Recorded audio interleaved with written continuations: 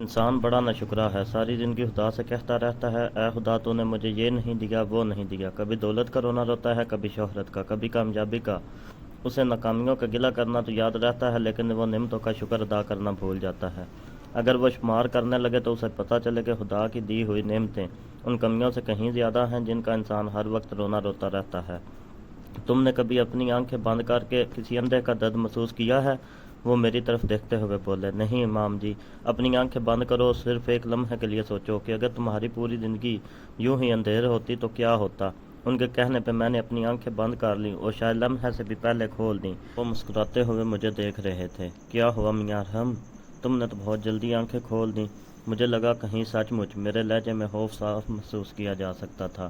یہ احساس ہی جان لیوا تھا کہ میں اپنی آنکھوں سے دیکھ نہ پاؤں۔ بیٹے کبھی تم نے انسان کے بارے میں سوچا ہے جو دیکھ نہیں سکتا؟ وہ اپنے پیاروں کو نہیں دیکھ سکتا، وہ دنیا کے خوبصورت نظاروں کو نہیں دیکھ سکتا۔ اس کے لیے پوری دنیا صرف ایک رنگ میں سمٹ آتی ہے، کالا رنگ، گہرا رنگ۔ امام جی بول رہے تھے اور میں دم سادے ان کی باتیں سن رہا تھا۔ اب تم مجھے بتاؤ، کیا تم نے کبھی اللہ کی اس نعمت پہ اللہ کا شکر ادا کیا ہے؟ مجھے تو کبھی خیال ہی نہیں آیا۔ الفاظ میری زبان سے اٹک اٹک کے نکل رہے تھے۔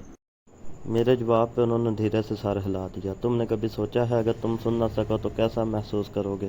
اب انہوں نے اگلا سوال کیا۔ میں نے اس بار کوئی جواب نہ دیا اور چپ چاپ ان کی جانب دیکھتا رہا۔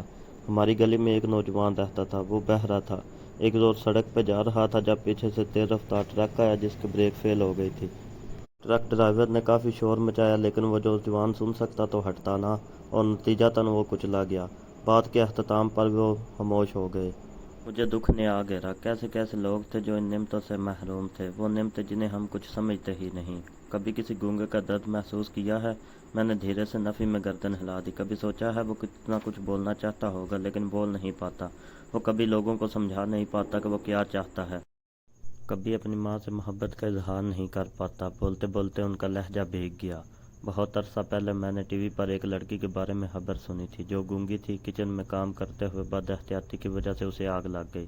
گھر پہ اس وقت ماں کے سوا کوئی دوسرا موجود نہیں تھا اور لڑکی کی ماں اس وقت سو رہی تھی۔